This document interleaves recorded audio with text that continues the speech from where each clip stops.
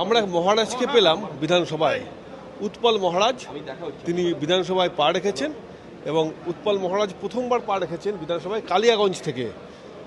যে আপনার এই বেশ ভাষণ দিয়ে দেখলাম বিধানসভায় অধিবেশনে যোগ দিয়েছিলেন, কি বার্তা দেবেন? দেখুন, মানুষের আশীর্বাদ নিয়ে আমরা বিধানসভায় এসেছি।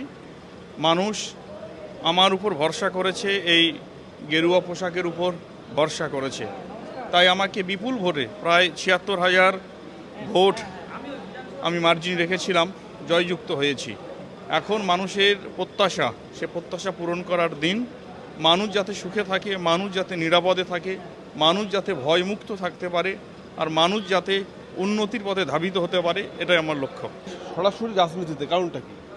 দেখুন, আপনারা দেখেছেন যে গত ১৫ বছরে যে আমাদের পশ্চিমবাংলার অবস্থান একদম সম্পূর্ণ মেরুকরণ হয়ে গিয়েছিল।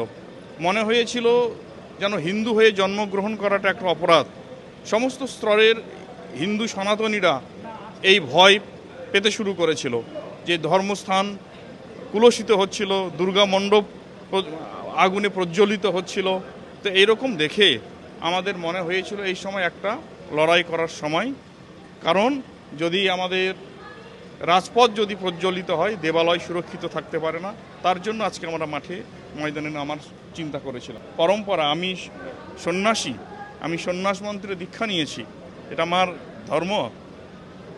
উৎপল মহারাজ সন্ন্যাসী এবং এই বসন পড়েই তিনি বিধানসভায় আসবেন এবং শান্তি রক্ষার বার্তা দিলেন তিনি। ক্যামেরায় বাপুল সাহা, বিপ্লব চক্রবর্তী, এই সময় লাইভ।